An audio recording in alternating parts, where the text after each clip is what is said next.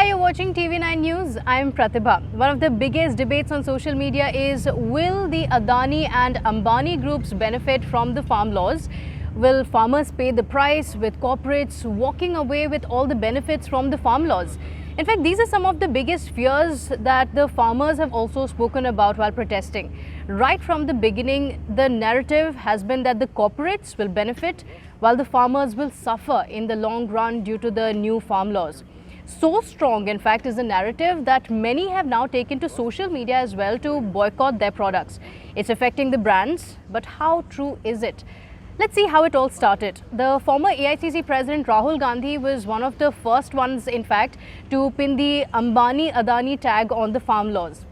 The Congress party that wanted to bring in these changes when the UPA was in power has asserted that it's not opposed to reforms itself in agriculture, but would not allow the privatization of the sector because that might harm the farmers. So farmer unions have also blamed the Adani Group for building storage grain facilities to sell for a higher price on a later date.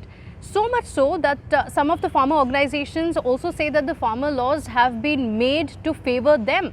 So what is the impact it has had? Let's talk about that.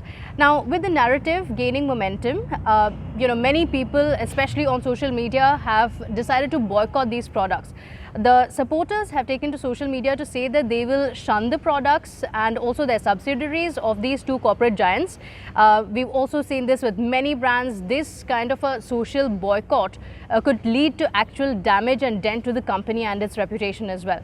This is why the Adani Group has now responded to the allegations by the farmer groups. They have clarified that it neither buys food grains from the farmers nor decides the pricing of the food grains as is being alleged. Well, this is what the tweet actually says. The Adani Group has taken to Twitter to say the company has no role in deciding the volume of storage as well as pricing of the grains.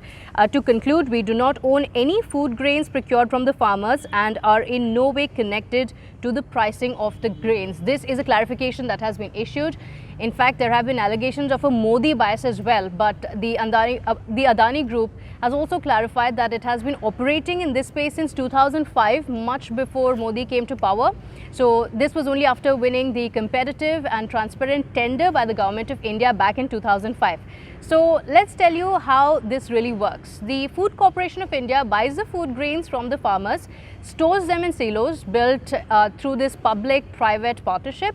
While the private players are paid a fee for building and storing the food grains, the ownership of the commodity as well as the marketing and distribution rights belong to the Food Corporation of India. So even if the private entities are storing them, it is the FCI that finally controls the procurement as well as the movement of food grains for the public distribution system. So there you have it. The answer is right there. The clarification has been issued by the Adani Group as well. So is it something that's going to reach out to the masses? That's a big question. Of course, in the coming days, it would be answered. That's all I have for you today. Thank you so much for watching this video. Please like, share and subscribe. I'll see you in the next. Take care.